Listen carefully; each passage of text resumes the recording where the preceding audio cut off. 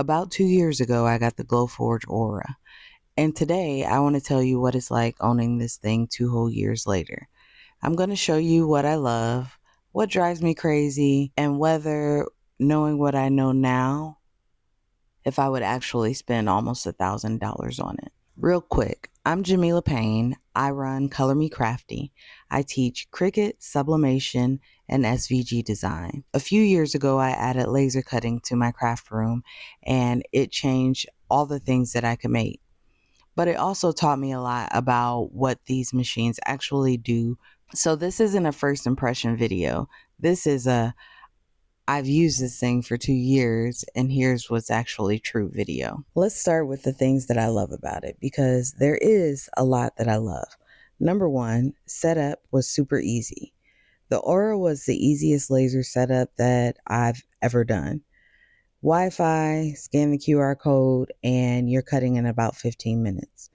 If you're coming from Cricut and the idea of a laser intimidates you, with the Aura, setup won't. Number two, it's safe. It's a class 1 enclosed laser, which means it shuts off when you open the lid. 3, it looks good in my craft area. My xTool P2, which I absolutely love. It is my favorite laser that I've ever owned, but it's a beast. It sits in my garage, which makes it harder to use in Indiana winters. If you craft in a craft room or a smaller space, this machine is perfect for that. And 4, it's truly for beginners. The proof grade material system is amazing. You buy their materials, the machine reads the QR code, and settings are auto loaded. It makes it really hard to mess it up for someone who's never touched a laser. Okay, now the part you actually clicked for. 2 years in, here's what wears on me. First, it can't cut clear or white acrylic at all. Not slow, not with multiple passes, not at all.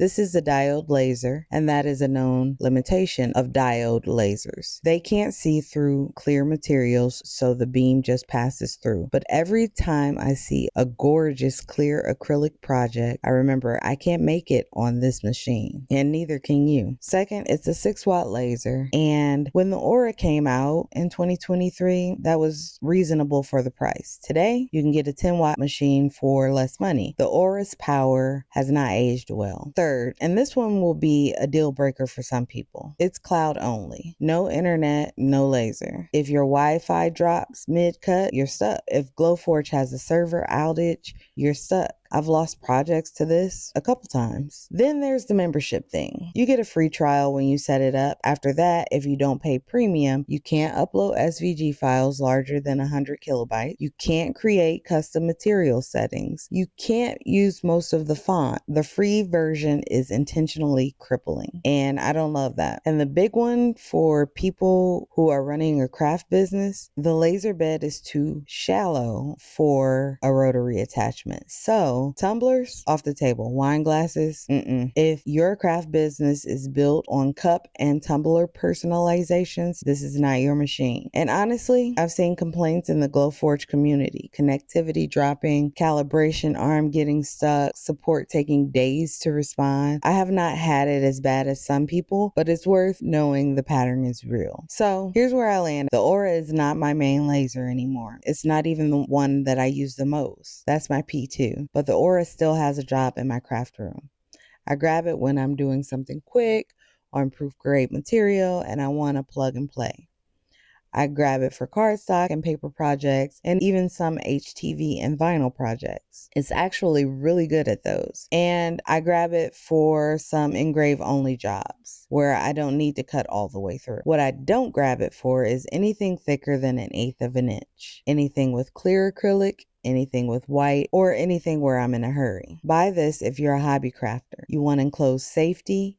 Your budget is under $1,500. You're already in the Cricut world and you want a laser that feels familiar. For that person, this is a great machine. But skip it if you're starting a craft business with tumblers or anything that needs a rotary. You hate cloud software, or you have unreliable internet, or you want a laser that you can grow into. Would I spend almost $1,000 on the Aura today? Honestly, no. Not because it's a bad machine. It's not. But because in 2026, that $1,000 goes a lot further with other machines. Before I get into this next part, I have not tested these lasers personally. This next part is based on research and reviews, not personal use at all. Make sure to always do your own research before buying. So first up, we have the WeCreate Vision. It's a fully enclosed 20-watt diode laser. It's around $1,200 to $1,600 depending on the sale price. It has 3 times the laser power of the Aura at right around the same price range. It has the same class 1 enclosed safety, slightly bigger work area, and the part that's actually unique is it has an auto lifting enclosure. So when you're working on a tumbler or a taller item, the whole top of the machine lifts up. There's no separate riser base needed. No other craft laser at this price point has that. The xTool M1 Ultra is the most interesting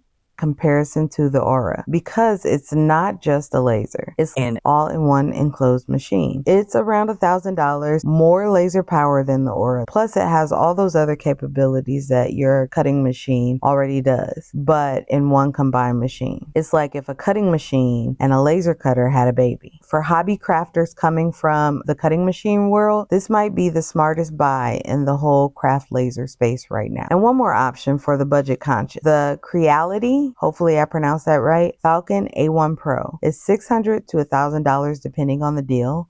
Fully enclosed, 20-watt diode laser, more power than the Aura, built-in camera, autofocus, plug and play. It's not as polished as the Aura or the WeCreate Vision. The community is smaller, but if your budget is tight and you want to test whether laser crafting is for you, this is a real way in without dropping $1,200. The Aura has its lane. It's safe, it's enclosed, it's pretty. For a true beginner who wants something cute on the counter that doesn't intimidate them, it's a perfectly fine machine.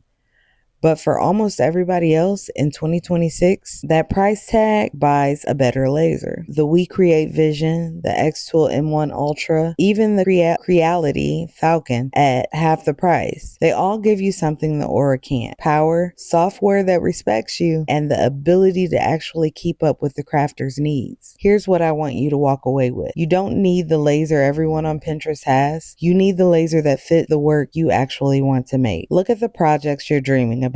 Look at your space, look at your budget, and pick the machine that matches, not the one with the prettiest marking. Don't let a machine choice keep you from creating. I'll see you in the next video.